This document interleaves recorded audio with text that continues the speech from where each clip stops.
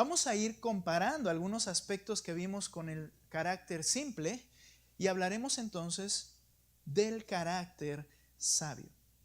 ¿Y a quién vamos a tomar en este caso como ejemplo, a través de la Escritura, de un carácter sabio? Pues David. Vaya conmigo, por favor, a 1 de Samuel y veamos, recordemos un poquito la historia. Capítulo 24. Voy a comenzar a leer verso 1, ¿de acuerdo? Váyame siguiendo en su Biblia. Cuando Saúl regresó de perseguir a los filisteos, le dieron aviso: David está en el desierto de Engadi. Entonces Saúl tomó de todo Israel 3,000 hombres escogidos y fue en busca de David y de sus hombres por los peñascos de las cabras monteses. Llegó a unos rediles de ovejas en el camino, donde había una cueva, y Saúl entró en ella para hacer sus necesidades, y David y sus hombres estaban sentados en los rincones de la cueva. Y los hombres de David le dijeron: mira, este es el día de que el Señor te habló. Voy a entregar a tu enemigo en tu mano y harás con él como bien te parezca. Entonces David se levantó y cortó a escondidas la orilla del manto de Saúl. Aconteció después de esto que la conciencia de David le remordía, porque había cortado la orilla del manto de Saúl. Y dijo a sus hombres: el Señor me guarde de hacer tal cosa contra mi rey, el ungido del Señor, de Jehová, de extender contra él mi mano, porque es el ungido del Señor. David contuvo a sus hombres con estas palabras y no les permitió que se levantaran contra Saúl. Y Saúl se levantó, salió de la cueva y siguió su camino. Un carácter sabio. Ahora, ¿qué podemos darnos cuenta? ¿Qué podemos notar en estos versículos? Bueno, vemos que David hace algo de lo que se arrepentiría prácticamente de forma inmediata. ¿Qué fue lo que hizo? Bueno, dice que a escondidas, sin que se diera cuenta Saúl, se acerca y corta la orilla, ¿verdad?, del manto de Saúl. Y entonces dice en la Escritura que se turbó el corazón de David. Así dice la Biblia que tienes en tus manos. Se turbó su corazón. Leí yo: la conciencia de David le remordía. Esta idea, hermanos, es que su alma se sintió arruinada. Es una manera de traducir estas mismas palabras. Se turbó el corazón de David. Su corazón se sintió afligido. Tiene la idea de cuando algo es destruido, ¿verdad? Y lo que provoca esa destrucción. ¿Y cuál fue la razón? ¿Qué fue lo que lo llevó a David a sentirse en esa condición tan afligida, sentirse arruinado en su alma? Bueno, haber cortado la orilla, el dobladillo, el perfil del manto de Saúl. Ahora, vamos a pensar un poquito. Comparado con sus soldados, con los cuales hablamos acerca de ser simples, ¿qué se puede comparar lo que David hizo con lo que ellos querían que hiciera? ¿Qué querían que hiciera David? Que lo matara. Y él corta el borde de su manto. Ahora, noten las características, ¿no? Ellos dicen: mátalo sin ningún tipo de peso. Y David, con el hecho de haber cortado el manto, se turba. Al cortar el manto, la reacción de David parece exagerada, ¿no es cierto? O sea, pues nada más le cortó el manto. ¿Por qué David se puso tan mal? ¿Por qué David reaccionó de esa manera? Y aunque no he mencionado la característica que quiero que entendamos, hay un pasaje paralelo que cuando el escritor redacta este libro, utiliza exactamente la misma palabra que está utilizando en esta porción cuando David corta la orilla del manto de Saúl. Acompáñame, por favor, a 1 de Samuel capítulo 15.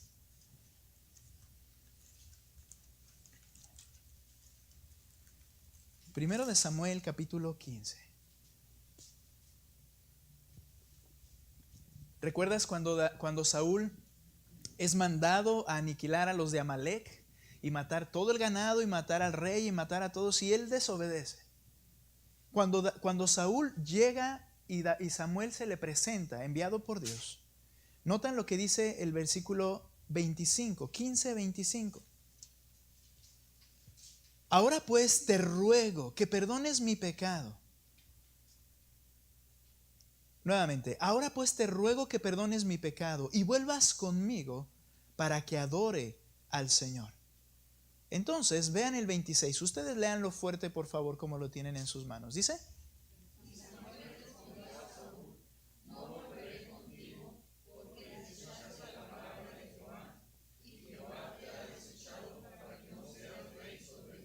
bien, viene el anuncio. Samuel recibió el mensaje de Dios: dile que lo he desechado. No vienen explicaciones, no viene cómo sucederá, no viene a partir de cuándo. Y entonces Samuel, ¿quién era Samuel? Profeta, era juez, fungía como sacerdote, era el que llevaba a cabo los sacrificios. En una palabra, hermanos, era el hombre de Dios. Era el siervo de Dios. Era el príncipe del pueblo. Y si tú recuerdas la semana anterior cuando hablábamos acerca del valor que los soldados de David, los simples, no le daban a la vida de Saúl, era porque ignoraban que en la Escritura habla, en la ley, que contra un príncipe del Señor no podías atentar. Y si atentabas contra un príncipe del Señor o no le obedecías, eras digno de muerte, lo decía la ley.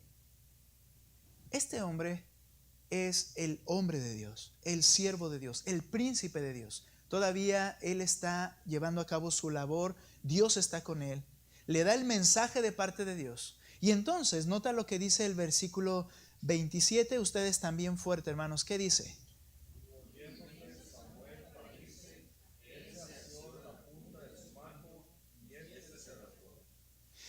Cuando Samuel se volvía para irse, imagínate que él entonces da la noticia, Samuel ya no tiene nada que hacer ahí, cumplió lo que el Señor le mandó, y él entonces está volteando, y entonces dice que Samuel se asió.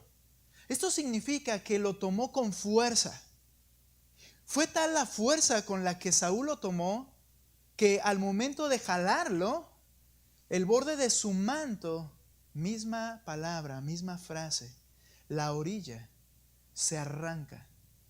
Ahora, este fue un jalón bastante duro. No era que el traje de Samuel ya estaba muy viejito, sino que la idea es que Saúl se enojó tanto al escuchar el veredicto que él intentó hacer algo contra Samuel. Él quería hacer algo contra Samuel. No fue, oye Samuel, espera. Sino que él lo toma, lo hace, lo agarra, dice, con fuerza, lo jala, y entonces en ese momento se rasga el manto de Samuel. ¿Y qué es lo que sucede entonces? Verso 28. Entonces Samuel le dijo, en ese momento, después de lo que hizo, hoy el Señor ha arrancado de ti el reino de Israel y lo ha dado a un prójimo tuyo que es mejor que tú. Estas frases no iban a ser escuchadas por Saúl. Pero después de la reacción que tuvo y del atentado contra el siervo de Dios, Dios dirige a Samuel a decirle, Dios ha arrancado, a partir de hoy todo se ha terminado, y Samuel se va. El punto es este, que Saúl intentó violentar al siervo de Dios rasgando la orilla de su manto, y de inmediato Dios dicta una sentencia por medio de Samuel a Saúl. Ahora, a diferencia de los soldados, David conocía lo que Dios dijo acerca del respeto a los príncipes. Como ya mencioné, Levítico 19, Deuteronomio 17 y Éxodo 22.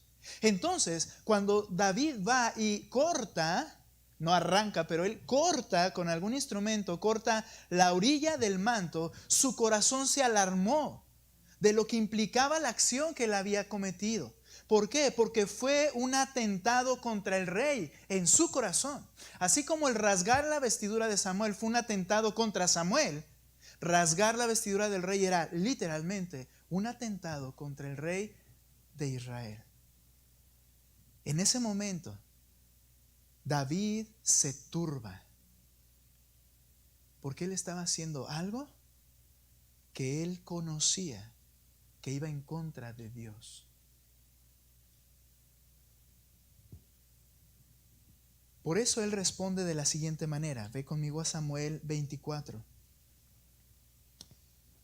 versículo 6.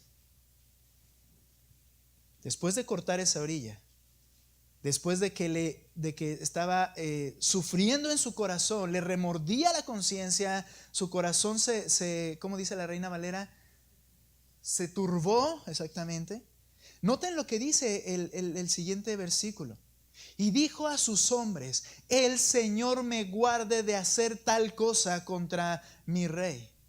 El ungido del Señor, de extender contra él mi mano, porque es el ungido del Señor. Fíjate la preocupación con la que habla David. David dice: yo no puedo ni siquiera, no solo atacarlo, sino siquiera dirigir mi mano sobre él, extenderla tan siquiera contra él.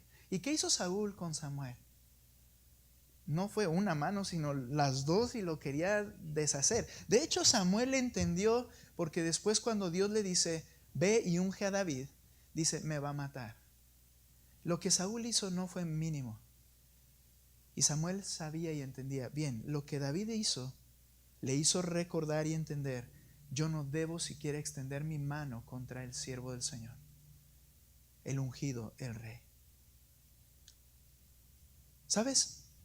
Esta verdad que los otros ignoraron, esta verdad que le llevó a decir de manera literal: nunca me suceda esto, nunca permita el Señor que me pase esto, de hacerle algo al rey, es porque esa verdad que los otros ignoraban gobernaba su corazón.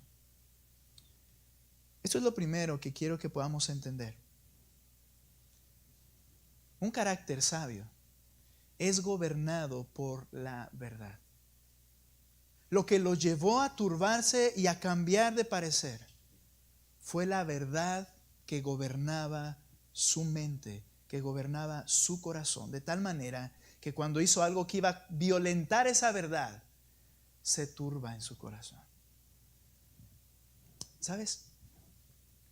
A veces hacemos cosas y no sentimos nada, como ya dije, por ignorancia. Porque si supiera qué dice Dios al respecto, mi conciencia me alarmaría y temería hacer lo que sé que debería no hacer. David tenía una relación muy intencional con la verdad de Dios. Mira lo que dice el Salmo 119:11. Y si no, creo que te lo puedes saber de memoria. Pero el Salmo 119:11, hermanos, dice lo siguiente. Bueno, voy a esperarlos porque ya están corriendo para allá.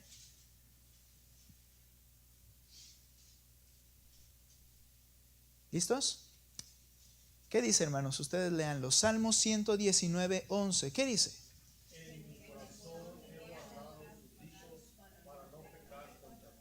Nuevamente, ¿listos? Dice: en mi corazón he guardado tus dichos para no pecar. ¿Qué es lo que hace? ¿Cuál es la función del corazón? Bueno, ¿cuál es la función de la palabra en el corazón? La palabra en el corazón hace que yo evite pecar contra Dios. ¿Cómo es que esto funciona? Bueno, hay que entender esto. El sabio es sensible a la verdad. Verdad que los simples ignoraron y que el necio desprecia. Hoy no hablaremos del necio, hablaremos la próxima semana. Pero el simple ignora esas verdades, las verdades a las cuales el sabio es sensible, y el necio simplemente las desprecia. Las conoce, pero brinca sobre ellas. No le importa. Y eso sucede algo. Eso lo que hace es que la conciencia se ve enturbiada, por decir, si es correcta la palabra. Se enturbia la conciencia. La que debería ser una alarma, ahora digo: bueno, ya lo hice, no pasa nada. Entonces, ser sabio, hermanos, es ser gobernado por la verdad. Hermanos, pero la verdad no se refiere a mi concepto de lo que yo crea que es correcto. No se refiere a lo que yo crea que es verdadero. Hay un elemento en todo ser humano y también en el creyente que se llama la conciencia, como mencioné ahorita. La conciencia, ¿qué hace? La conciencia es la alarma del hombre, de la persona. Es decir, es quien le alerta cuando va a hacer algo que va contrario a lo que él sabe que es bueno o que es malo. La alarma del corazón o de tu vida se llama la conciencia, y esa conciencia se nutre por lo que entiende. De hecho, todo ser humano tiene una conciencia. Dice Romanos capítulo 1 que el Señor escribió una ley general en el corazón de todo ser humano. De tal manera que la conciencia echa mano de esa ley, y entonces el niño sabe que no debe lastimar a su padre y a su madre. Sabe que no debe matarles. Algunos tienen la idea de que si alguien crece en la selva sin ninguna instrucción, esa persona va a ser como un animal. Y va a matar y va a ser como las tarántulas que se comen a sus mamás o los alacranes que se comen a la mamá. Y piensan eso, pero el Señor dice, no, yo puse una ley. Eso es de lo que puede echar mano de manera primaria la conciencia. Sabe que es malo, pero una vez que ese humano quebranta su conciencia haciendo lo que es malo, que sabe que es malo, su conciencia se endurece, se hace insensible o comienza paulatinamente a hacerse insensible. ¿Cómo se nutre esa conciencia? Esa conciencia se nutre, como dije, con lo que entiende que es bueno y malo. Y es ahí donde la palabra de Dios tiene una importancia, gran importancia en la vida de cada uno de nosotros. Porque va a alimentar mi conciencia para que yo entonces ahora sepa más cosas que Dios dice que son buenas. Él va a alimentar mi conciencia de lo que es la verdad. Entonces, cuando viene una situación que va a ir contra la verdad, mi conciencia me va a alarmar para no hacerlo.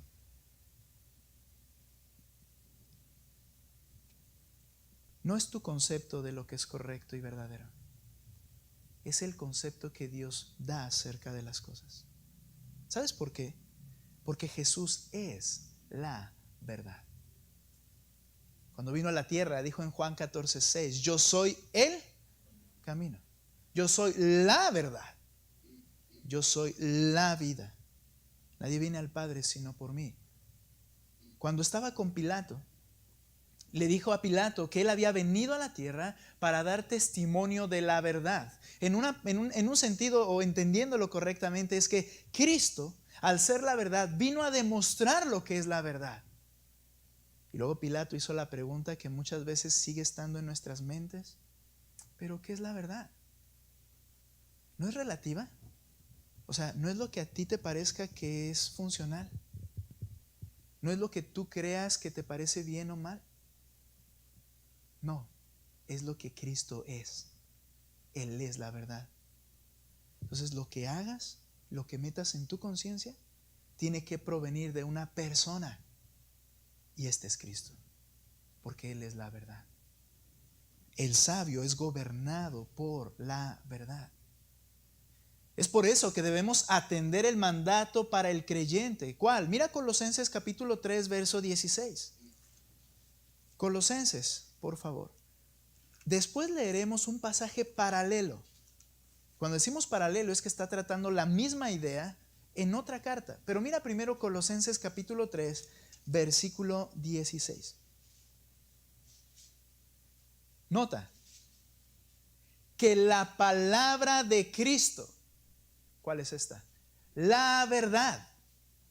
Que la palabra de Cristo reine que la palabra de Cristo habite en abundancia en ustedes. Esto implica que los controle, que los gobierne. No solo es que esté dentro, sino habitar implica que la palabra de Cristo sea quien manda en ustedes. Que la palabra de Cristo habite, y luego dice, en abundancia en ustedes. ¿Y qué va a suceder? con toda sabiduría enseñándose. El resultado de eso y la manera de que eso sea visible es con toda sabiduría enseñándose, amonestándose unos a otros con salmos, himnos, canciones espirituales, cantando a Dios con acción de gracias en sus corazones. Y todo lo que hagan, de palabra o de hecho, háganlo todo en el nombre del Señor Jesús, porque Él es la verdad. No como algunos enseñan. Échatela, pero échatela en el nombre del Señor. Todo lo que hagan, lo que está diciendo es que corresponda a la verdad que es Cristo y que Él ha expresado en su palabra.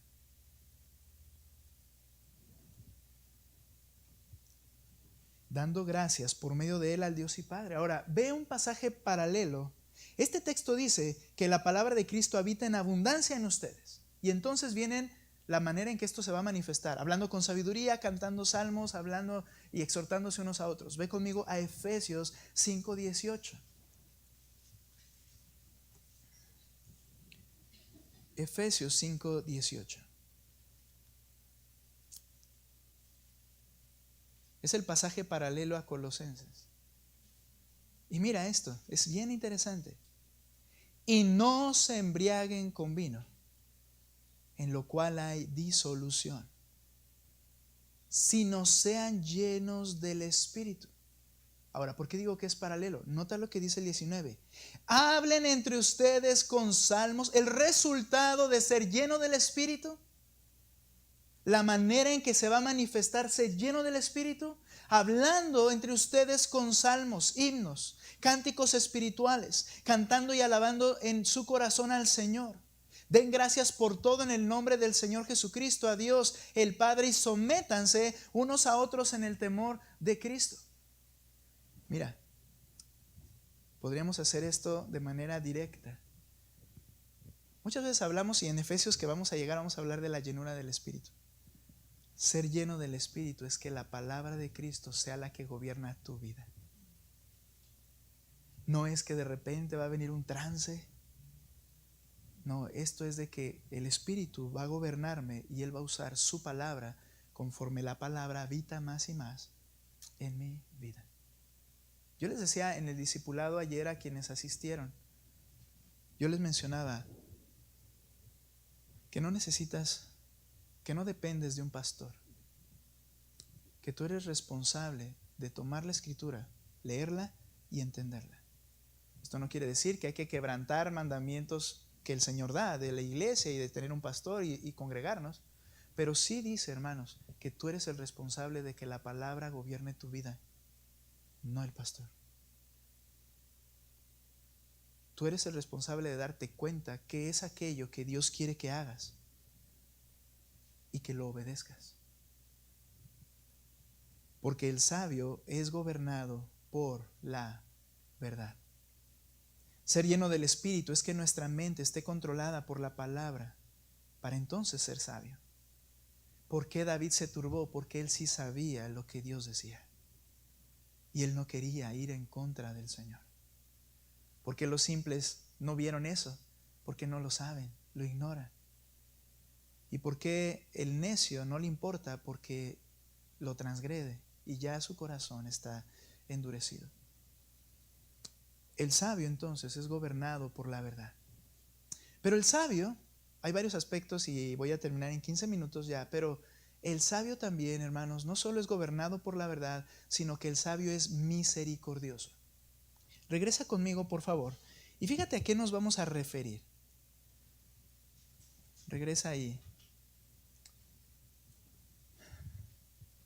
A 1 de Samuel, capítulo 24. Veamos el versículo 6. Después de que su corazón se derretía, ¿verdad? Se había dañado por esto que él había hecho. Dijo a sus hombres: el Señor me guarde de hacer tal cosa contra mi rey, el ungido del Señor, de extender contra él mi mano, porque él es el ungido del Señor. Ahora, al ver este pasaje, es muy evidente, muy obvio, ¿con quién tuvo misericordia David? ¿Con quién? Con Saúl. Pero vamos a ver ahora que él fue la segunda persona a la que le tuvo misericordia. ¿Por qué? Mira, David se mostró, misericordia, producto, como vimos, de la verdad de Dios que gobernaba su corazón. La misericordia es una forma en que se expresa el amor. Y esta misericordia, este amor, va dirigido en dos direcciones. Aunque es un texto y una frase muy pequeña, quiero que notes algo. Él entonces se turba, sabe que no debe hacer lo que debe hacer, lo que estaba haciendo, y va con los demás. Y mira el verso 16, y dijo a sus hombres: el Señor me guarde de hacer tal cosa contra mi rey. Bien, a él le preocupa no pecar contra Dios, eso es muy claro. Pero mira lo que dice el verso 7. Y David contuvo a sus hombres con estas palabras y no les permitió que se levantaran contra Saúl. Y Saúl se levantó, salió de la cueva y siguió su camino. En el pasaje paralelo 26, cuando baja con, vamos a leerlo ahí, 26, baja con Abisai, iba a decir Abiatar, pero ese es otra persona. Baja con Abisai, nota lo que dice el versículo 9. Pero David dijo a Abisai: no lo mates. Mira por qué. La verdad que su corazón gobernaba. Pues ¿quién puede extender su mano contra el ungido del Señor y quedar sin castigo? Es una pregunta que exige una respuesta. Abisai, tú sabes, por decirlo de alguna manera, ¿quién, si extiende su mano contra un príncipe del Señor, no recibirá castigo? Déjame te digo algo. Cuando David se hace rey, antes de que David sea rey, Saúl desciende en batalla, se mata o es muerto. Dice la historia que él se echa sobre su lanza y muere en el carro. Después de la guerra, y donde muere Saúl y muere Jonatán, el amigo de David, unos hombres le llevan la noticia a David. Y esos hombres, cuando llegan delante de David, le dicen: el que te procuró mal ha sido muerto. Y pregunta: ¿qué pasó con él? ¿Y qué pasó con su hijo? Y dice: ellos están muertos. Pero estos hombres pensaron que se les prendió el foco y dijo: voy a quedar bien con este hombre que va a ser el nuevo rey y voy a hablar de su enemigo. Y estos hombres le dicen: lo vimos y como no moría, entonces yo lo maté. Y entonces David, que dice: por tus propias palabras eres condenado, y que manda que lo maten inmediatamente a esos dos hombres. David mandó que los ejecutaran en ese momento. Ahora, ¿por qué? ¿Por su ira? No, porque era la ley del Señor. Levantaste la mano contra el ungido, mereces morir, y los mandó matar. Pensaban que iban a quedar bien, y de hecho, al parecer la historia está mal. Ellos quisieron quedar bien, pero ya había muerto Saúl, pero por sus propias palabras se condenaron. Ahora, ¿qué estamos diciendo con esto? ¿De qué manera se muestra la misericordia? La misericordia se muestra en forma de influencia. David no fue individualista. David no se caracterizó por ser esa persona que solo ve sus propios zapatos. Le importaron lo suficiente los que lo rodeaban, que se esforzó en explicarles y convencerles el por qué no deberían matar al rey. Y con esas palabras, no es que los abrazó, no es que eran 600 hombres, ¿recuerda? Sino que los convenció por medio de la verdad que él entendía, para que ellos no actuaran en contra de el rey Saúl. Pero esto fue misericordia para con sus soldados. No les permitió que lo hicieran. David no fue un individualista. Otra manera, y ahorita menciono algo más ahí, pero otra manera de mostrar misericordia, obviamente, fue el perdón. Que dice la Escritura que la más grande muestra de amor genuino y el amor de Dios es el perdón al que te ha hecho mal. Y él perdonó a Saúl. El sabio es misericordioso. Ahora, el sabio, ya que la palabra de Dios le gobierna, piensa en los demás para ayudarles a ver la verdad. Ve conmigo Proverbios 15:7, por favor. Proverbios 15:7.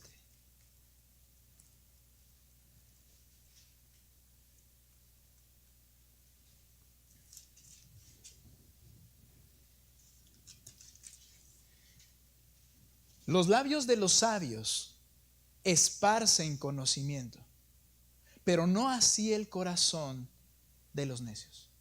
¿Qué quiere decir esto de esparcir? Pues que no se quedan con ello nada más para sí mismos, sino que dan a los demás, ayudan a los demás. Un sabio busca el beneficio espiritual, emocional y material y todos los demás aspectos de los demás y no solo se ve a sí mismo. Mira primero a los Corintios capítulo 10, por favor, hablando el apóstol Pablo a esta iglesia, temas bastante interesantes que se tratan allí. Y nota por favor primero a los Corintios 10, 31 al 33.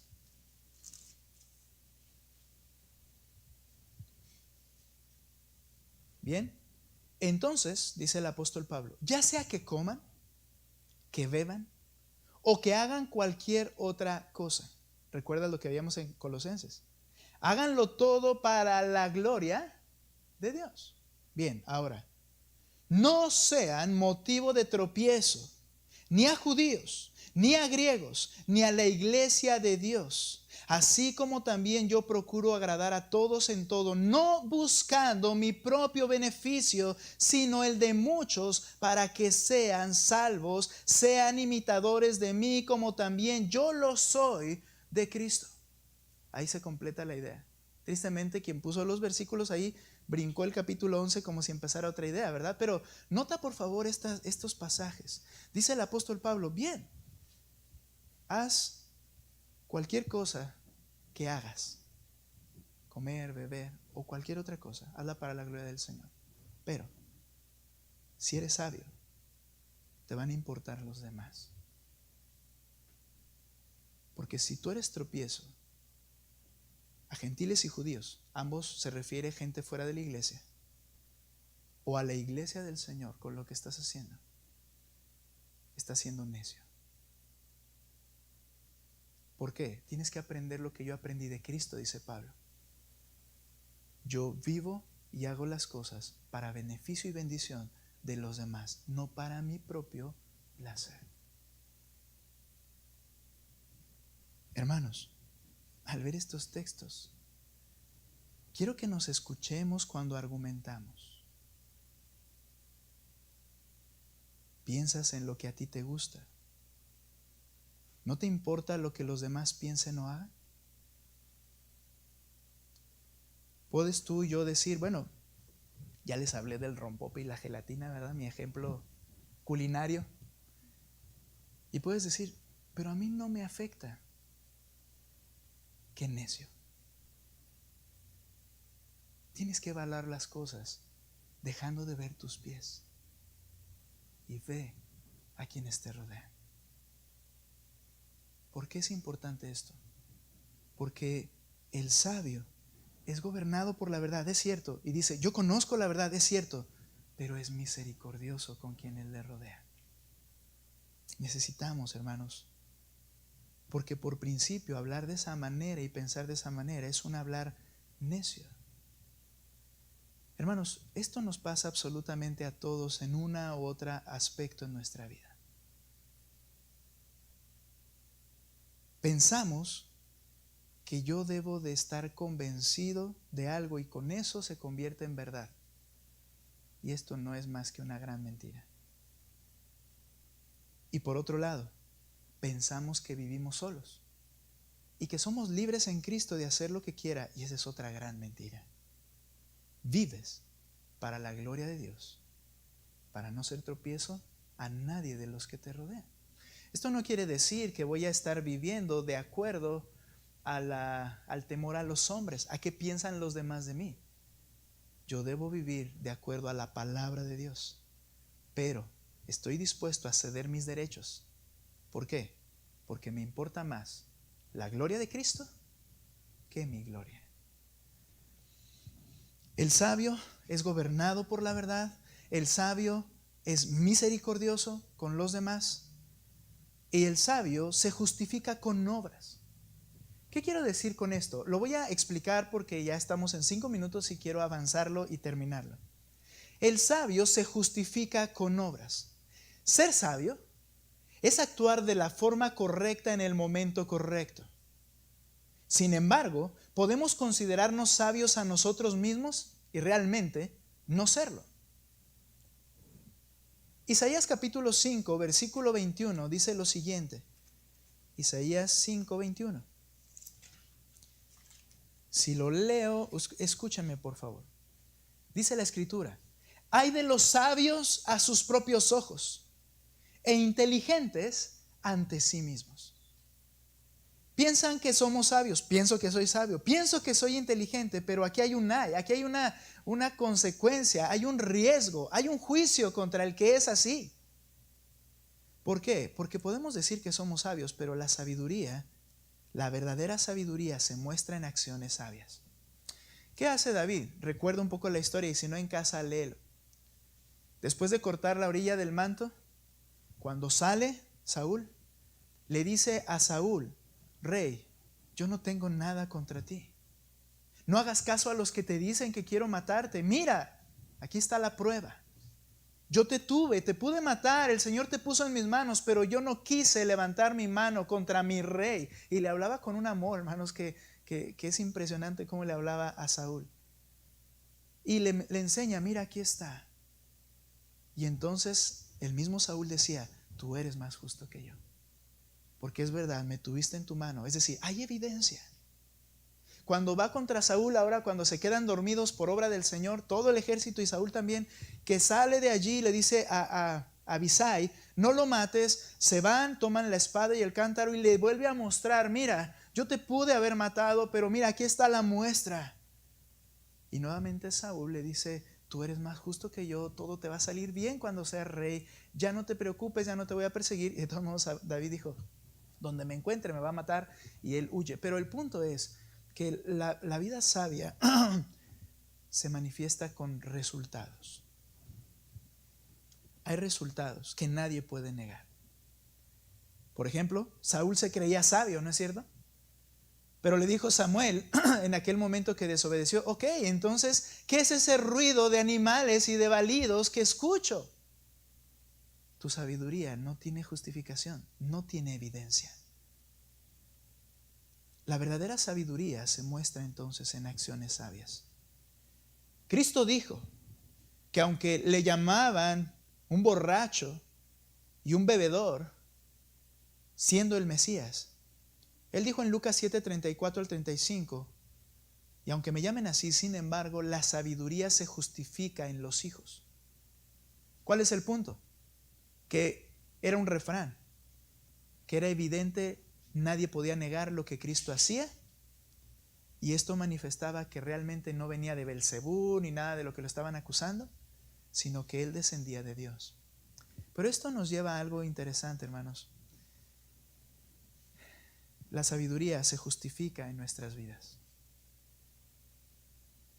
Santiago nos exhorta a vivir sabiamente.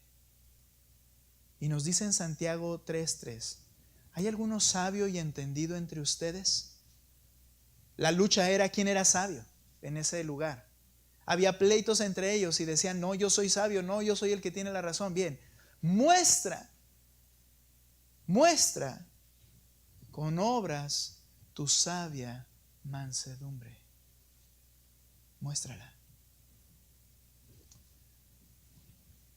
Hermanos, ser sabio no es tener la cabeza llena de conocimiento.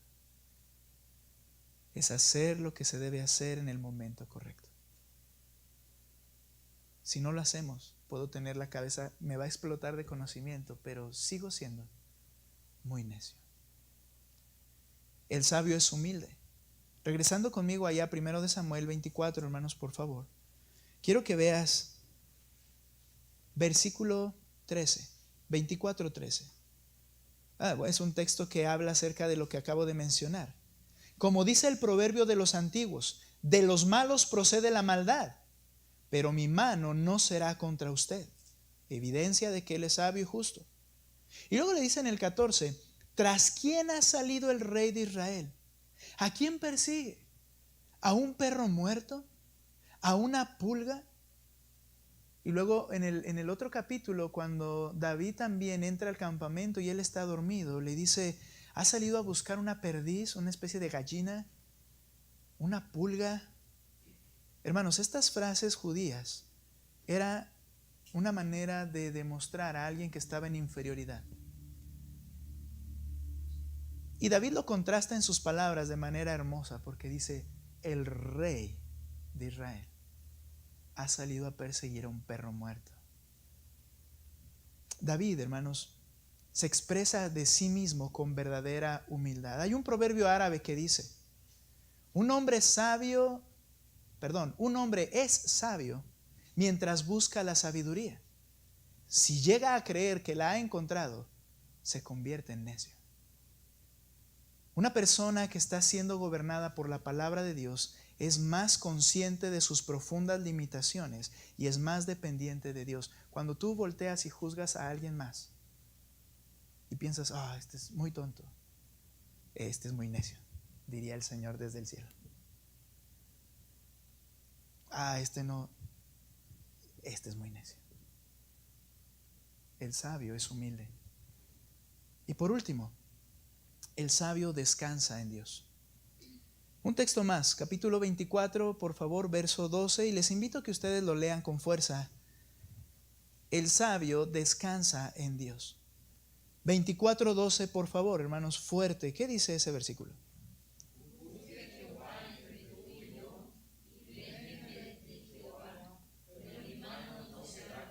Le vuelve a decir, mi mano no será contra ti. Luego en el versículo 15 dice, sea el Señor juez y decida entre usted y yo, que Él vea y defienda mi causa y me libre de su mano. Ve conmigo al 26:18, por favor. Da la vuelta ya a tu página y mira el 26:18. También dijo, ¿por qué persigue mi Señor a su siervo? Pues ¿qué he hecho? ¿Qué maldad hay en mi mano? 19. Ahora pues ruego a mi Señor el Rey que escuche las palabras de su siervo. Si el Señor lo ha movido a usted contra mí, que Él acepte una ofrenda. Él decía, puede haber la posibilidad de que sea Dios quien te ha puesto a perseguirme, pero si es así, yo ofreceré una ofrenda, yo me arreglo con Dios de alguna manera, no es la idea. Yo puedo ir al Señor. Pero si son hombres, malditos sean delante del Señor, porque me han expulsado hoy para que no tenga parte en la heredad del Señor. Y me dicen, ve, sirve a otros dioses. Es decir, lo estaban corriendo de Israel. Ahora 20. Ahora pues no caiga mi sangre a tierra, lejos de la presencia del Señor, porque el rey de Israel ha salido en busca de una pulga, como quien va a la casa de una perdiz, en los montes. Entonces, noten por favor el versículo 23 y 24. El Señor pagará, le dice a Saúl, a cada uno según su justicia y su fidelidad, pues el Señor lo entregó hoy en mi mano, pero yo no quise extender mi mano contra el ungido del Señor. Así como su vida fue preciosa ante mis ojos hoy, que así sea preciosa mi vida, no ante Saúl, sino ante los ojos del Señor, y que Él me libre de toda aflicción. David no tomaría venganza y lo deja claro. De hecho, le dice a Abisai, el Señor lo hará morir, no sé, bajará en una pelea y ahí morirá como sea, pero yo no voy a levantar mi mano. Ahora, el simple y el necio se apresuran para defenderse de inmediato. Proverbios 18:17 dice, justo parece el primero que aboga por su causa, pero viene su adversario y le descubre. El simple quiere matar al rey, el necio quiere matar a David, pero el sabio aprende a descansar en aquel que le pertenece la venganza, el que dará el pago justo y hace juicio justo, como dice Romanos 12:19, no os venguéis vosotros mismos, sino dad lugar a la ira del Señor, porque Él dijo, mía es la venganza, yo pagaré, dice el Señor, tú tienes que descansar en Él. Entonces, el sabio es gobernado por la verdad de Dios y no por sus propios conceptos de lo que piensa que es verdad. El sabio es misericordioso y piensa en los demás y cómo lo que hará afectará a los otros. El sabio lo sigue en obras justas que muestran que actúa con sabiduría. El sabio no se cree sabio, sino que es humilde y descansa en Dios. No busca defender su propia causa, sino que vive para la causa de Cristo y espera en el cuidado de Dios. Hermanos, ¿estás siendo sabio? Hay características que muestran que realmente estás dejando que la palabra de Dios gobierne más tu vida. Recuerda, hermanos, necesitamos reflejar a Cristo, el más sabio, y Él nos provee lo necesario para hacerlo. Que Dios nos ayude a entenderlo. Vamos a orar. Señor, gracias por tu palabra, por este breve tiempo, mi Dios, en el cual te ruego tú toques nuestros corazones. ¿Cuántas veces, mi Dios, tú misericordioso con nosotros, nos has amado? Pero ¿cuántas veces al pasar por este análisis que hemos hecho hoy, no deberíamos decirnos a nosotros mismos: Alberto, estás siendo un necio? Eso no es sabio. Te ruego, Padre, que tu verdad conmueva nuestros corazones, que nos transformes. Gracias, mi Dios, por esta noche. En el nombre de Cristo Jesús. Amén. Vamos a jugar.